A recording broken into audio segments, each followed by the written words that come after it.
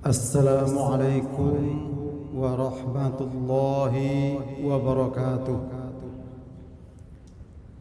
Alhamdulillahi rabbil alamin, hamdan yuafi ni'amahu wa yukafi'u mazida.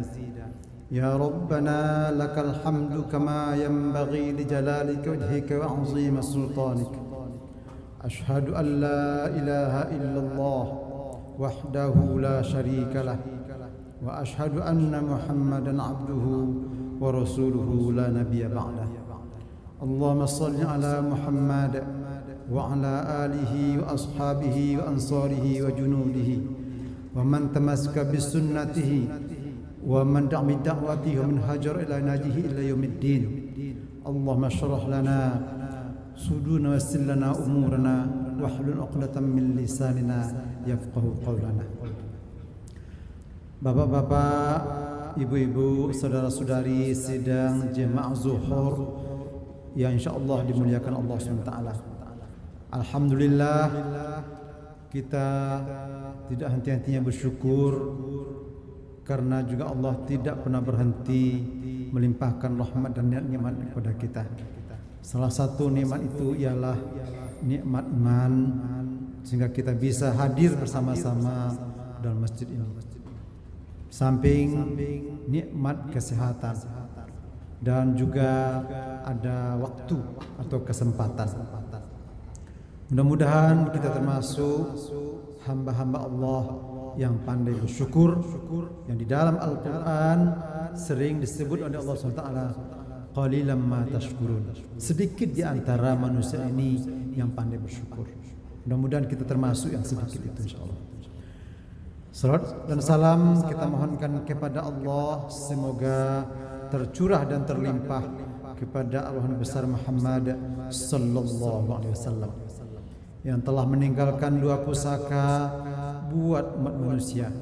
Dijamin oleh Rasulullah, seandainya manusia ini mau berpegang teguh kedua pusaka atau dua warisan itu, insyaallah tidak akan pernah tersesat buat selama-lamanya, yaitu Al-Quran dan Sunnah.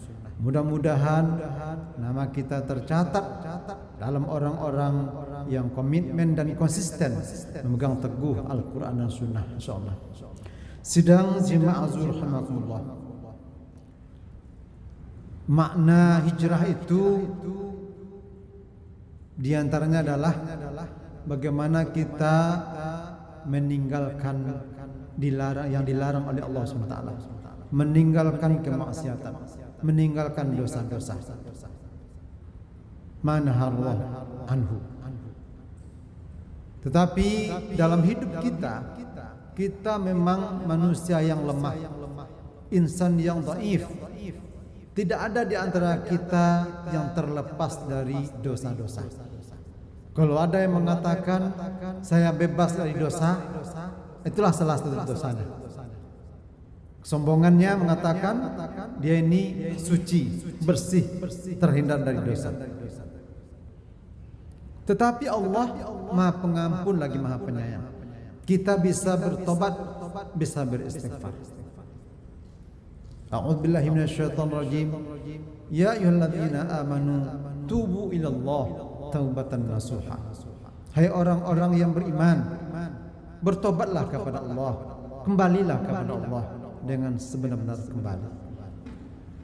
Maka agar kita bisa betul-betul kembali atau tobat nasuha itu dan berusaha setelah itu, karena salah satu syarat tobat nasuha itu adalah betul-betul menghindarkan diri dari pengulangan dosa. Kita sudah terlanjur berbuat dosa, supaya kita dikatakan tobat nasuha itu adalah kita tidak boleh lagi mengulangi dosa-dosa itu. Maka ada kiat-kiat yang disampaikan oleh Ibnu Taimiyah Al-Jauziyah. Ada 23 akibat dari sebuah kemaksiatan yang dalam ceramah pendek ini mungkin hanya bisa kita sampaikan beberapa buah saja. Dalam sebuah hadis yang diriwayatkan oleh Abu Hurairah, an Abi Hurairah anna Rasulullah sallallahu alaihi wasallam qala innal mu'mina idza adnaba kanat nuktahu sawada'u fi qalbihi fa in taba wa naza'a wastaghfara suqila qalbuhu fa in zadat fadzalika ar-rana alladzi dzakarallahu fi kitabih. Hadis riwayat Ibnu Majah. Bapak-bapak, saudara yang saya hormati, dalam hadis ini dikatakan oleh Rasulullah SAW bahwa sesungguhnya orang-orang beriman itu apabila dia melakukan sebuah dosa, sebuah kemaksiatan, maka ada satu titik hitam di dalam hatinya. Namun jika orang yang sudah terlanjur berbuat dosa itu menghitamkan satu titik hitam dalam hatinya, jika dia bertobat dan beristighfar, suqila qalbuhu, maka hatinya kembali bersih. Begitu Maha Pengasih, Maha Penyayang Allah. Kalau kita mau bertobat, beristighfar, maka hati kita kembali bersih. Fa in zadat. Tetapi kalau kita tidak bertobat, justru kita menambah dosa yang lain. Karena dalam kata-kata Ibnu Taimiyah juga, itu akibat sebuah dosa itu adalah membawa berbuat dosa yang lain. Orang sebuah dosa sekali, maka terangsang dia, terpengaruh dia untuk bisa berbuat dosa selanjutnya.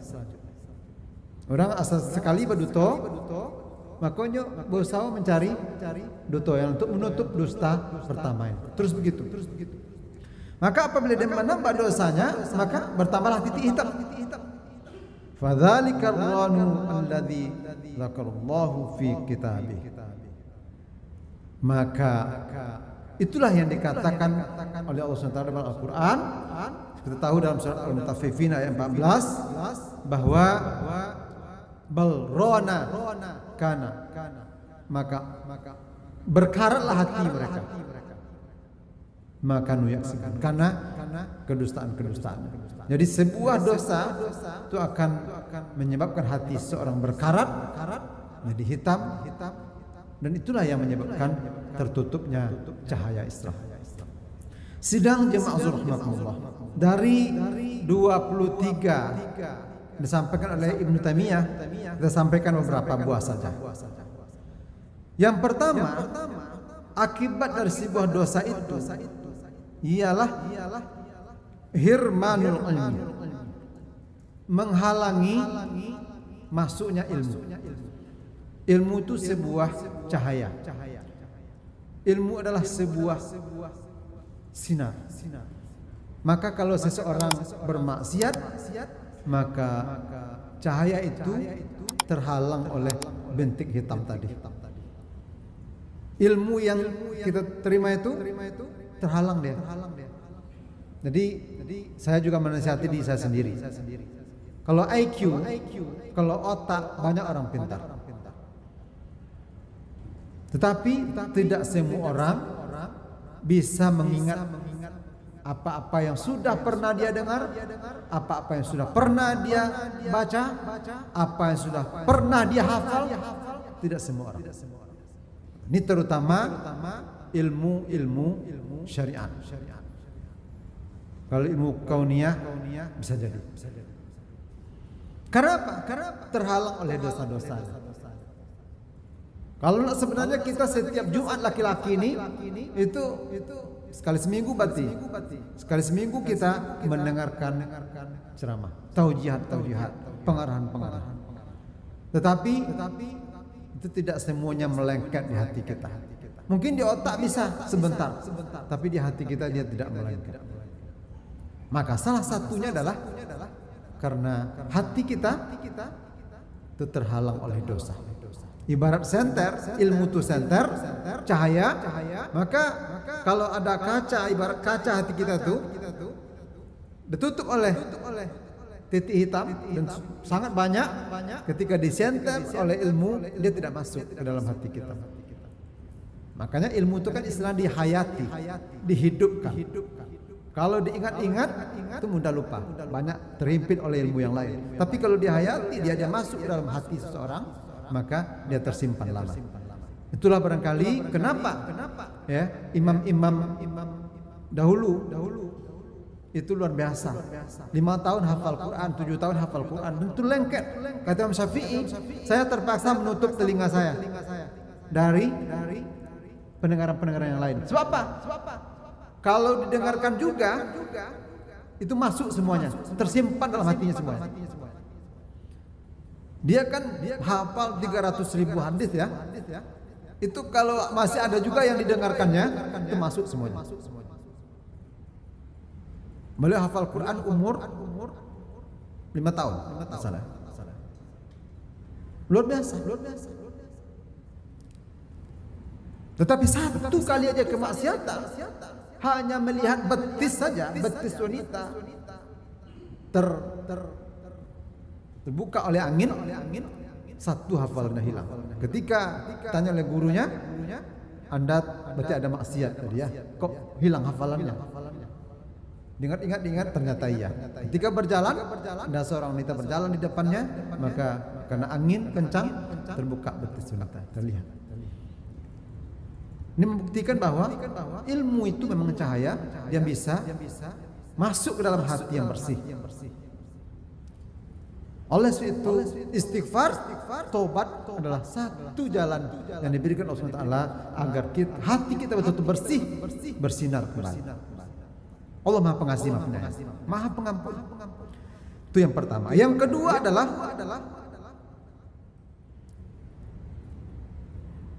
Da'ful qalbi wal badan. Dia bisa melemahkan hati dan iman dan badan.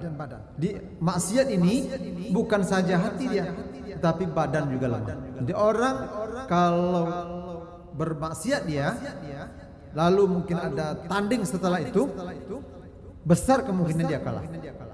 Karena kemaksiatan juga melemahkan badan. Kalau dalam penelitian orang psikolog ada analisanya, analisisnya ada oleh ada di otak kita ini sebuah cairan, ada analisanya sehingga dia mempengaruhi juga fisik. Di orang-orang yang bermaksiat itu fisiknya lemah.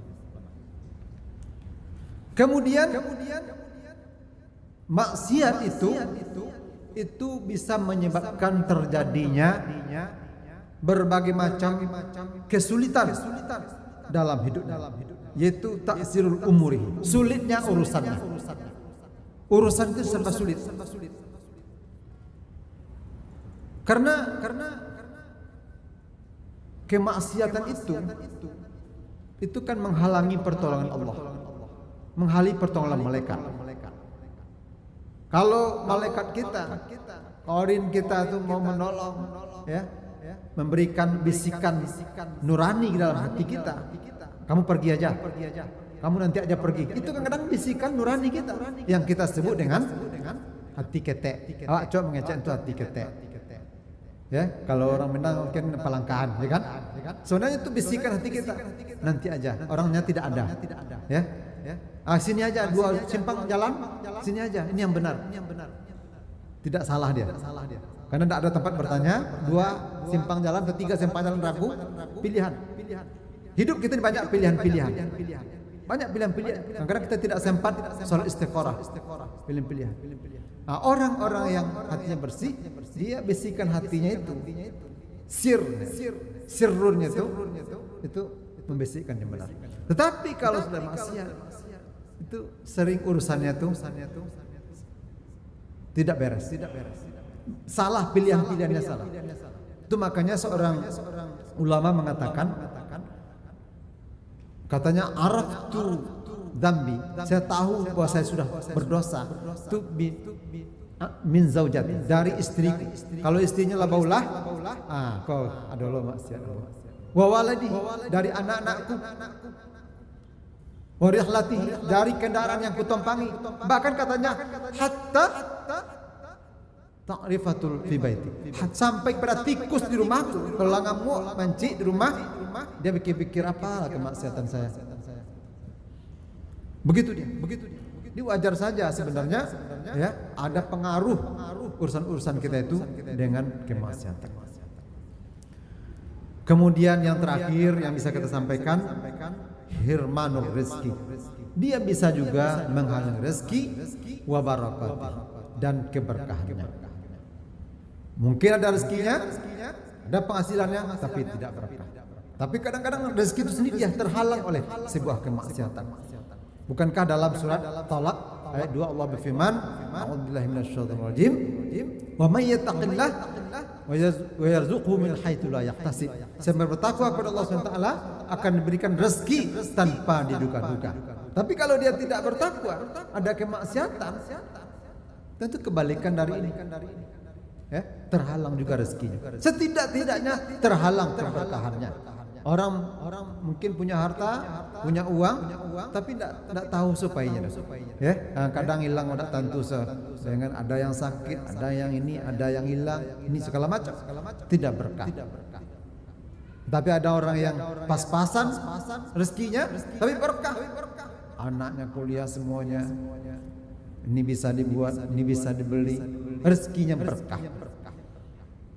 Mudah-mudahan dengan kita beristighfar, bertobat kepada Allah SWT, maka hati kita bersih, jiwa kita bening, kalbu kita kembali seperti sedia kala, sehingga akibat kemaksiatan di dunia ini bisa kita minimalisir.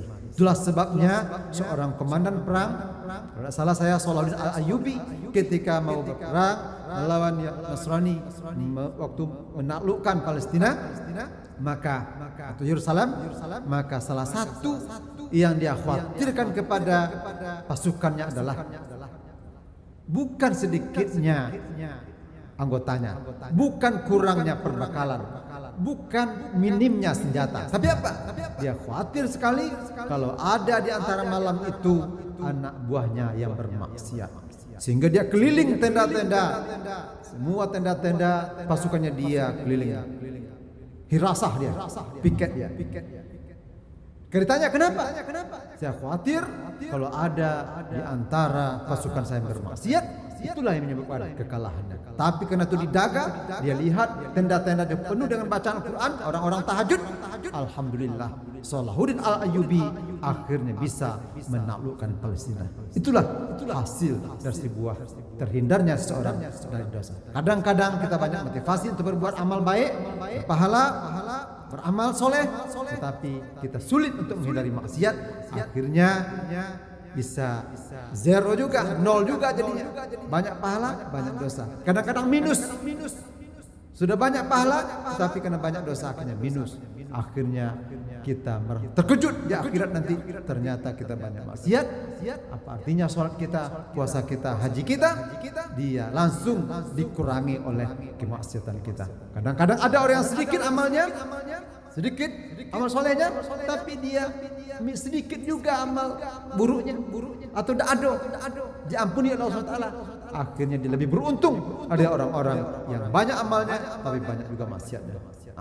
Mudah-mudahan kita termasuk orang-orang yang terhindar dari maksiat, sehingga kita insya Allah jadi orang-orang yang beruntung dunia dan akhirat. Mohon maaf, aqulu qouli hadza fastaghfirullah li wa lakum. Assalamualaikum warahmatullahi wabarakatuh.